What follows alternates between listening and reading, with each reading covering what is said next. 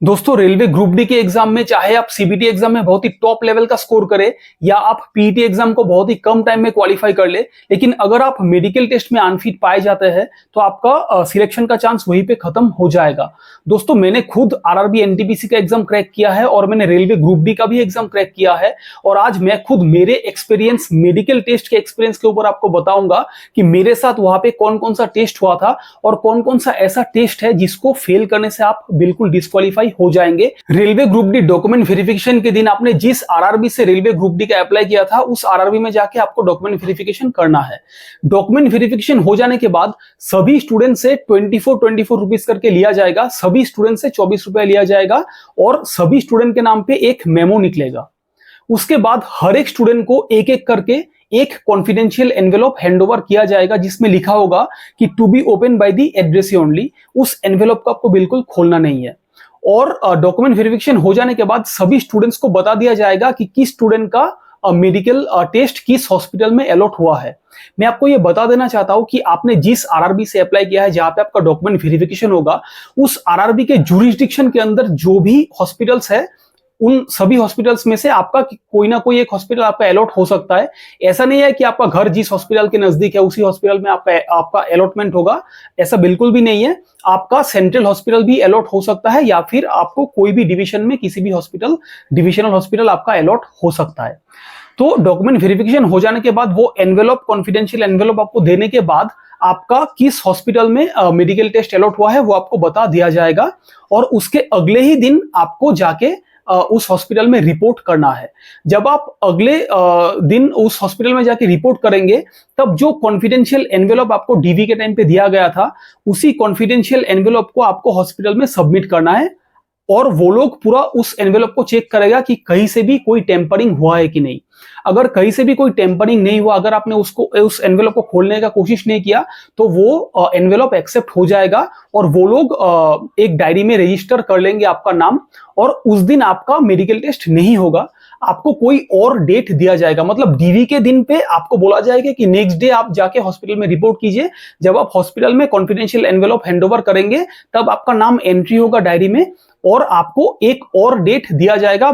मेरे लिए मतलब मुझे 5 to 6 डेज के बाद मतलब बुलाया गया था मेडिकल टेस्ट देने के लिए। हॉस्पिटल से आपको बोल दिया जाएगा कि जिस दिन पे आपका मेडिकल टेस्ट है उस दिन आपको बिल्कुल एम्प्टी स्टोमक आना है, आपको कुछ भी खाना नहीं है। आप पानी पी सकते हैं लेकिन आपको कुछ भी खाना नहीं है और पानी में भी कोई शुगरी ड्रिंक आपको पीना नहीं है क्योंकि मेडिकल टेस्ट के दिन आपका ब्लड शुगर टेस्ट भी होगा। तो जिस दिन आपको railway group D medical test के लिए आपको जाना है उस दिन आप बिल्कुल एम्प्टी स्टोमक जाइए, कुछ भी खाना आपको खाना नहीं है, आप पानी पी सकते हैं सिर्फ। तो जब आप जाएंगे वहां पे मेडिकल टेस्ट देने के लिए उस हॉस्पिटल में, वहां पे जितना भी स्टूडेंट्स है उस स्लॉट में उस दिन में जितना भी स्टूडेंट्स है सभी स्टूडेंट्स का एक रजिस्टर में नाम एंट्री होगा और सभी स्टूडेंट्स के लिए एक हॉस्पिटल अटेंडेंट का वो लोग अलॉट कर देगा। वही हॉस्पिटल अटेंडेंट जितने भी स्टूडेंट्स है मेडिकल टेस्ट के लिए सभी स्टूडेंट्स को गाइड करेगा।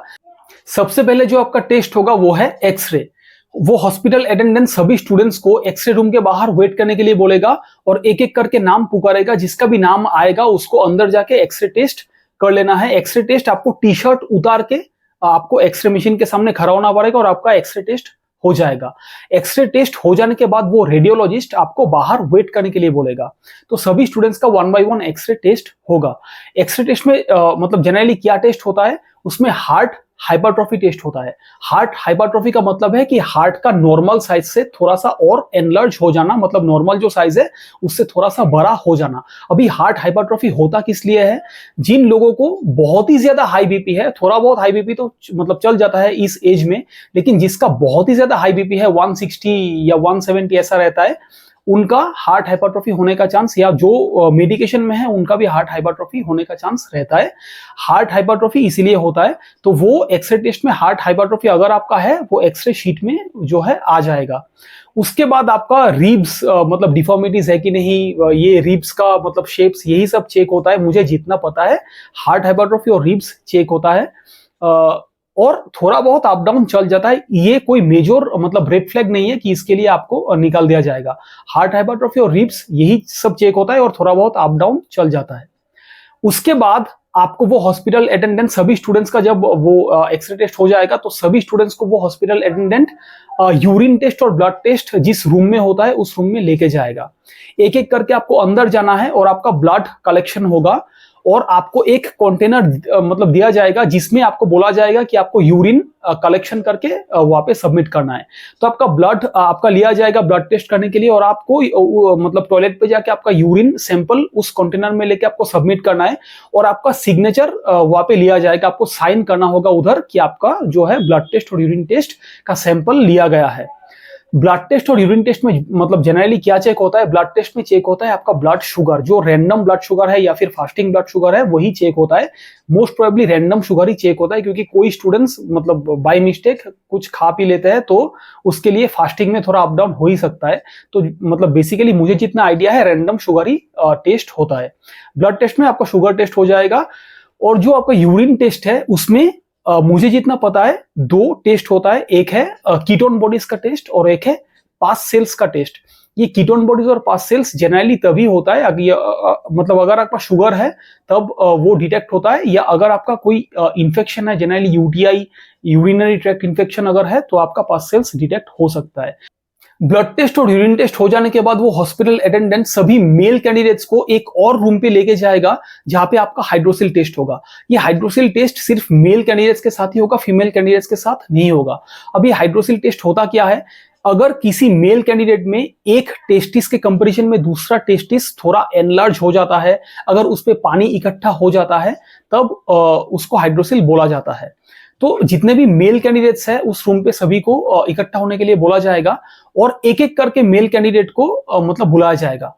अभी हाइड्रोसिल टेस्ट कैसे होता है, बहुत सारे मेल कैंडिडेट्स को बहुत सारा डाउट्स है कि हाइड्रोसिल टेस्ट को कैसे किया जाता है, कौन सा डॉक्टर करता है, मेल फीमेल, सब कुछ मैं डिटेल में डिस्कस करने वाला हूं। तो एक एक करके कैंडिडेट्स को बुलाया जाएगा और एक ग्रीन कर्टन के अंदर उसको कवर किया जाएगा, उस कर्टन से उसको कवर किया जाएगा। एक ग्रीन पर्दा होगा जिसके पीछे आप रहेंगे, फिर डॉक्टर रहेगा और किसी किसी केस में हॉस्पिटल अटेंडेंट जो अलॉट हुआ है वो भी रहेगा, कोई फीमेल वहां पे नहीं रहेगा। तो और जो डॉक्टर है वो डॉक्टर मेल डॉक्टर होगा, कोई फीमेल डॉक्टर आपका चेक नहीं करेगा। तो हाइड्रोसिल टेस्ट कैसे होता है, आपको आपका जो है अंडरवेयर उतारने के लिए बोला जाएगा और डॉक्टर ऊपर से ही देख लेगा कि कोई टेस्टिस का साइज दूसरे के कंपैरिजन में थोड़ा सा ज्यादा एनलार्ज है कि नहीं। अगर किसी कैंडिडेट में थोड़ा सा एनलार्ज मतलब अगर वो डॉक्टर देखा गया कि एक टेस्टिस थोड़ा सा ज्यादा बड़ा है दूसरे के कंपैरिजन में, तब वो ग्लव्स पहन के ऐसे टच करके देखेगा कि वो तो बाकी डॉक्टर का ही टॉपिक है कि वो टच करके कुछ समझता है कि कितना पानी एक्यूमुलेटेड है, सिर्फ पानी के लिए या कुछ और रीजंस के लिए भी थोड़ा एनलार्ज हो गया है। ये डॉक्टर अगर एनलार्ज है तभी वो टच करके देखेगा, वरना वो टच करके नहीं देखेगा। तो ऐसे आपका हाइड्रोसिल टेस्ट हो जाएगा। अगर किसी कैंडिडेट में हाइड्रोसिल डिटेक्ट होता है, हाइड्रोसिल पाया जाता है, तब डॉक्टर उसको बोलेगा कि आप पहले आपका हाइड्रोसिल का ऑपरेशन करके आइए, तब आपका फिर से टेस्ट होगा। तो हाइड्रोसिल का टेस्ट ऐसे ही होता है, मतलब किसी किसी पोस्ट में हाइड्रोसिल का बहुत इंपॉर्टेंस रहता है। अगर आपका हाइड्रोसिल रहेगा तो आप रेलवे ग्रुप डी जैसे पोस्ट में एफिशिएंटली काम नहीं कर पाएंगे, तब आपको ऑपरेशन के लिए बोला जा सकता है। तो ये एक हाइड्रोसिल टेस्ट है जिसके लिए आप डिस्क्वालीफाई तो नहीं, लेकिन आपको री मेडिकल टेस्ट के लिए बुलाया जा सकता है ऑपरेशन करने के बाद। लेकिन अगर किसी कैंडिडेट में हाइड्रोसिल ऑलरेडी है, तब मैं आपको ये रेकमेंड करूंगा कि अभी आप कोई भी ऑपरेशन मत कीजिए, पहले आप रेलवे ग्रुप डी का एग्जाम तो क्रैक कीजिए, पीईटी तो क्रैक कीजिए। उसके बाद अगर आप हाइड्रोसिल के लिए डिस्क्वालीफाई होते हैं, अगर आपको सर्जरी करने के लिए बोला जाता है, तभी आपको सर्जरी करना है, क्योंकि किसी किसी पोस्ट में अलाउड भी होता है। ठीक है, तो अभी आपको कोई भी हाइड्रोसिल का ऑपरेशन नहीं करना है। अच्छा, कोई भी पाइल्स का टेस्ट नहीं होता, कोई वेरिकोस वेन्स का भी टेस्ट नहीं होता। पाइल्स तो आप सबको पता ही है, पाइल्स का कोई टेस्ट नहीं होता, वेरिकोस वेन्स का भी कोई टेस्ट नहीं होता, नोकनी का भी कोई टेस्ट नहीं होता, फ्लैट फुट का भी कोई टेस्ट नहीं होता। और अगर आपका मतलब बॉडी के किसी भी पार्ट पे अगर आपका टैटूज है, उससे भी कोई प्रॉब्लम नहीं है, रेलवे ग्रुप डी के मतलब मेडिकल टेस्ट में कोई प्रॉब्लम नहीं है। तो flat foot, knock knee, varicose veins, piles और जो है टैटूज, इससे कोई प्रॉब्लम होना नहीं चाहिए, पाइल्स आपका टेस्ट नहीं होगा। तो हाइड्रोसिल टेस्ट हो जाने के बाद सभी मेल एंड फीमेल कैंडिडेट्स को वो हॉस्पिटल अटेंडेंट आई विजन टेस्ट के लिए लेके जाएगा और आई विजन टेस्ट के मतलब रूम के बाहर आपको वेट करने के लिए बोला जाएगा और एक एक करके नाम पुकारेगा, जिसका नाम आएगा उसको अंदर जाके आई विजन टेस्ट देना है। अभी ये जो टेस्ट है ये बहुत ज्यादा इंपॉर्टेंट टेस्ट है। रेलवे किसी भी कोई भी आप रेलवे का एग्जाम क्रैक करे, ये eye vision test most important test होता है। इसके लिए आप डिस्क्वालीफाई हो सकते हैं। यहाँ पे क्या क्या होगा आई विजन रूम में सब कुछ आपको मैं डिटेल में बताऊंगा। तो जब आपका नाम पुकारेगा तब आप आई विजन रूम में जाएंगे। अभी सभी हॉस्पिटल में मतलब नहीं होता, लेकिन किसी किसी हॉस्पिटल में वहां पे वेट मशीन होता है। आपको सबसे पहले आपका वेट वहां पे खड़ा होके आपको वेट बताना पड़ेगा कि आपका कितना वेट हुआ है। जो हॉस्पिटल अटेंडेंट है वो वहां पे रहेगा और जो ऑप्थेल्मोलॉजिस्ट जो आंख का डॉक्टर है वो भी वहां पे रहेगा। तो आपको वेट मशीन पे खड़ा होकर आपको वेट देना है। वो हॉस्पिटल अटेंडेंट वो वेट जाके डॉक्टर को बताएगा। उसके बाद डॉक्टर आपका बीपी टेस्ट करेगा वहां पे। बीपी टेस्ट के लिए वो डिजिटल मशीन ही यूज होता है, या फिर किसी किसी हॉस्पिटल में वो मतलब जो मार्क्यूरी वाला जो है उससे भी टेस्ट होता है। और आपके फिंगर पे किसी किसी हॉस्पिटल में वो जो है ऑक्सीमीटर लगा देगा। तो ये सभी बेसिक टेस्ट है। अगर आपका बीपी थोड़ा सा हाई भी है तब भी आपको बोलेगा कि थोड़ा सा रिलैक्स मतलब करने के लिए आपको बोलेगा, और ज्यादा टेंशन आप मत लीजिए ऐसे आपको बोला जाएगा। तब आपका फिर से बीपी रीडिंग होगा। बीपी ऑक्सीमीटर और वेट ये सब कुछ हो जाने के बाद अभी आपका मेन टेस्ट है जो कि है आई विजन टेस्ट। आई विजन टेस्ट के बारे में रेलवे ग्रुप डी नोटिफिकेशन में पूरा डिटेल में लिखा हुआ है कि A2, B2, C2 ये सब क्या क्राइटेरिया है। उसके बारे में मैं डिस्कस नहीं करूंगा, आप लोग जाके उस नोटिफिकेशन को देख लीजिए। यहाँ पे भी आप लोग देख सकते हैं स्क्रीनशॉट पे। तो किसी किसी पोस्ट में ग्लासेस अलाउड है, किसी किसी पोस्ट में ग्लासेस अलाउड नहीं है। कलर जो है मतलब आई विजन टेस्ट में सबसे पहले आपका टेस्ट होगा कलर विजन टेस्ट। और सभी टेस्ट में जो भी टेस्ट में बताऊंगा सभी टेस्ट में एक एक आंख से चेक होगा। सबसे पहले आपको लेफ्ट आई से एक आंख को पकड़ के आपको एक आंख से देख के आपको बोलना है। फिर उसके बाद आपको ये आंख पकड़ के इस आंख से आपको देखने के लिए बोला जाएगा। सबसे पहले आपका कलर विजन टेस्ट होगा। कलर विजन टेस्ट में आपका नंबर टेस्ट भी होगा और लाइन टेस्ट भी होगा। नंबर टेस्ट में आपको एक बुक दिया जाएगा और आपको उस बुक में क्या नंबर लिखा हुआ है उस नंबर को आपको बताना पड़ेगा। और ऑप्थेल्मोलॉजिस्ट जो आंखों का डॉक्टर है वो आपका जो है कलर विजन टेस्ट करेगा। तो अगर आप कलर ब्लाइंड है तब आप नंबर बिल्कुल बता नहीं पाएंगे, क्योंकि कलर ब्लाइंड कैंडिडेट्स उस नंबर को पढ़ नहीं पाएगा। और अगर आप नंबर बता नहीं पाएंगे तो वही पे वो मतलब वो लोग वो जो डॉक्टर है डिटेक्ट कर लेगा कि आप कलर ब्लाइंड कैंडिडेट है। तो आप अगर कलर ब्लाइंड नहीं है तो आपको हर एक नंबर पूरा प्रॉपर्ली दिखाई देगा और आप नंबर बता पाएंगे। इसमें कोई भी प्रॉब्लम नहीं है। प्रॉब्लम किसमें होता है मैं आपको बताऊंगा। तो कलर विजन टेस्ट आपका हो जाएगा। तो नंबर के बाद आपको लाइन टेस्ट करना होगा। कलर विजन टेस्ट में लाइन टेस्ट में क्या होता है, एक बुक दिया जाएगा, उसमें एक पॉइंट से लेके ऐसे ऐसे कर्व होते होते ऐसे मतलब टेढ़ा मेढ़ा होके एक और पॉइंट पे आपको जाना होगा। अब आप एक पॉइंट से लेके दूसरे पॉइंट पे आपको एक पेन दिया जाएगा, या फिर आपको आपके खुद से फिंगर से भी आप कर सकते हैं। आपको ऐसे डिटेक्ट करना होगा कि यहाँ से स्टार्टिंग है, फिर ऐसे ऐसे लाइन गया है। जो भी कलर ब्लाइंड कैंडिडेट है उसको वो लाइन दिखाई नहीं देगा। और अगर आप कलर ब्लाइंड कैंडिडेट नहीं है तब आप बिल्कुल आराम से स्टार्टिंग से लेके एंडिंग ऐसे अप डाउन करके आप आराम से चले जाएंगे। आपको लाइन बहुत बढ़िया से दिखाई देगा। उसके बाद आपका होगा 3 लाइट टेस्ट। 3 लाइट टेस्ट कैसे होता है, जो आंखों का डॉक्टर है जो ऑप्थेल्मोलॉजिस्ट है उसके सामने आपको खड़ा कर दिया जाएगा और बहुत दूर मतलब जितना रिक्वायर्ड डिस्टेंस है उतने दूरी पर वो हॉस्पिटल अटेंडेंट खड़ा रहेगा और वो 3 लाइट एक एक करके ऑन करेगा। आपको बताना है कि वो लाइट कौन कौन सा है।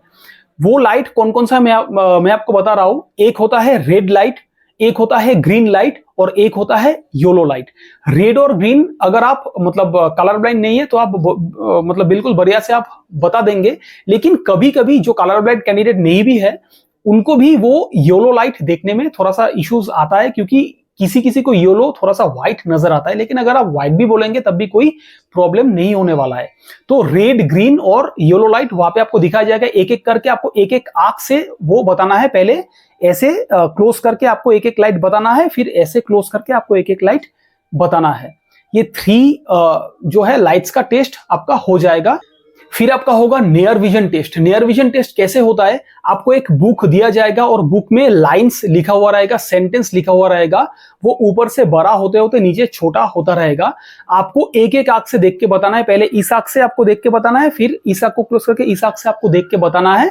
अगर आप पूरा लास्ट तक पढ़ पाएंगे, मतलब डॉक्टर सिर्फ यही टेस्ट करेगा कि आप कहां तक पढ़ सकते हैं, वो है नियर विजन टेस्ट। मतलब बुक आपके सामने रिक्वायर्ड डिस्टेंस पे रहेगा और आपको देख के 1 by 1 आई से आपको देख के बताना पड़ेगा कि आप मतलब किस लाइन तक पढ़ सकते हैं। और ऑप्थेल्मोलॉजिस्ट को जो समझना है वो समझ लेगा कि आपका जो है नियर विजन मतलब आपका पावर कितना है, आप नियर विजन कितना लाइन तक पढ़ सकते हैं। उसके बाद आपका होगा डिस्टेंट विजन टेस्ट। अभी डिस्टेंट विजन टेस्ट जो है ये बहुत ज्यादा इंपॉर्टेंट टेस्ट है। आप डॉक्टर के सामने खड़ा रहेंगे और रिक्वायर्ड डिस्टेंस में वो हॉस्पिटल अटेंडेंट एक चार्ट मतलब बड़ा करके एक चार्ट वहां पे लगाएगा जिसको बोलते हैं स्नेलेंस चार्ट।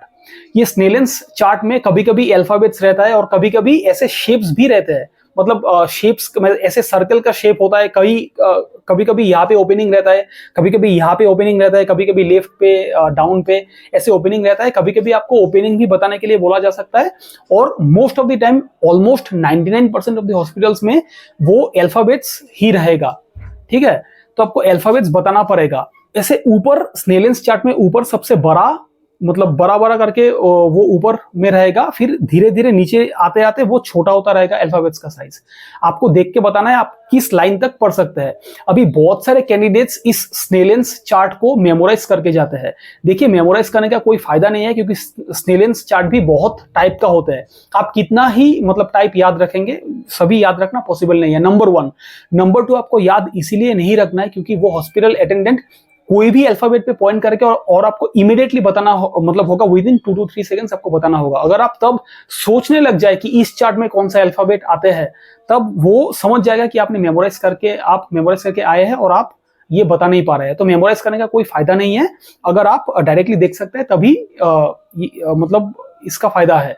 तो आपको बताना होगा कि अल्फाबेट कौन सा है। ऐसे ऊपर से नीचे आते हैं तो ये छोटा होता रहेगा। अगर आप पूरा लास्ट तक मतलब पढ़ पाता है तो आपका पूरा 6x6 आपका विजन है, आपका टॉप लेवल का विजन है।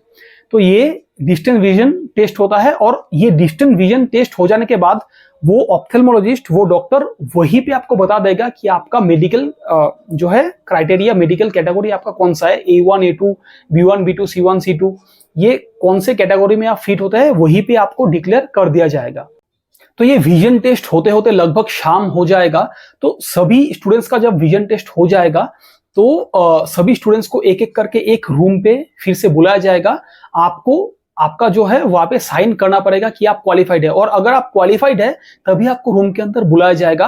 वहां पे आप लोग देख पाएंगे कि आपका नाम है और नाम के साइड पे आप किस कैटेगरी के लिए आप एलिजिबल है, किस कैटेगरी में आप फिट हुए हैं, वहां पे पूरा क्लियरली लिखा हुआ रहेगा और आपको वहां पे साइन करना पड़ेगा। ये अगर आप क्वालिफाइड होंगे तभी आपको साइन करने के लिए बोला जाएगा। तो साइन करने के बाद आपका रजिस्टर RRB में चला जाएगा। तब आपका कोई काम और नहीं है, यही से आप घर जा सकते हैं और तब आपका बाकी जो भी प्रोसेस है वो ऑटोमेटिकली होता रहेगा। अभी सबसे इंपॉर्टेंट चीज है कि जो लोग अनफिट हुए हैं वो अभी अनफिट क्यों होते हैं, जिनका हाइड्रोसिल होता है, अगर मतलब रेलवे ग्रुप डी जैसे पोस्ट में किसी पोस्ट में हाइड्रोसिल बहुत ही वर्क में हैम्पर करते हैं, वर्क एफिशिएंसी में थोड़ा सा प्रॉब्लम क्रिएट करते हैं, तो हाइड्रोसिल के लिए आपका रीमेडिकल टेस्ट हो सकता है। आपको बोला जाएगा कि ऑपरेशन करने के बाद ही आपका रीमेडिकल टेस्ट फिर से होगा। तो हाइड्रोसिल के लिए आप डिस्क्वालीफाई हो सकते हैं, रीमेडिकल करके आपको फिर से टेस्ट देना पड़ेगा, नंबर 1। नंबर 2, आपको विजन टेस्ट के लिए रोका जा सकता है। विजन टेस्ट में अगर आपका कोई भी मतलब अगर आप फिट नहीं होते हैं, अगर आप किसी भी कैटेगरी में फिट नहीं होते हैं, तब आपको मतलब वही से बोलेगा कि आप फिर से रीमेडिकल के लिए आप मतलब आपको बुलाया जाएगा या फिर आप अपील भी कर सकते हैं। तो हाइड्रोसिल और विजन टेस्ट जहां तक मुझे पता है इन 2 चीज के लिए ही आपको फिर से सेकेंड टाइम भी बुलाया जा सकता है। बाकी जितने भी टेस्ट है, अगर बहुत ही एक्सट्रीम लेवल पे, सपोज बीपी आपका बहुत ही एक्सट्रीम लेवल पे है तो वो अलग बात है, और अगर आपका थोड़ा बहुत अप डाउन है या फिर एक्सरे में भी थोड़ा बहुत अप डाउन है तो मेरे हिसाब से कोई प्रॉब्लम होना नहीं चाहिए। ये हाइड्रोसिल और ये विजन टेस्ट ही प्रॉब्लम क्रिएट करता है। अगर आप फेल भी होते हैं, अगर आप अनफिट भी होते हैं, तब भी आपको रीमेडिकल के लिए बुलाया जाएगा। तो उसके लिए टेंशन आपको बिल्कुल नहीं लेना है। अगर रीमेडिकल में भी आप फेल होते हैं तब भी आप अपील कर सकते हैं, तो उसके लिए भी आपको टेंशन नहीं लेना है।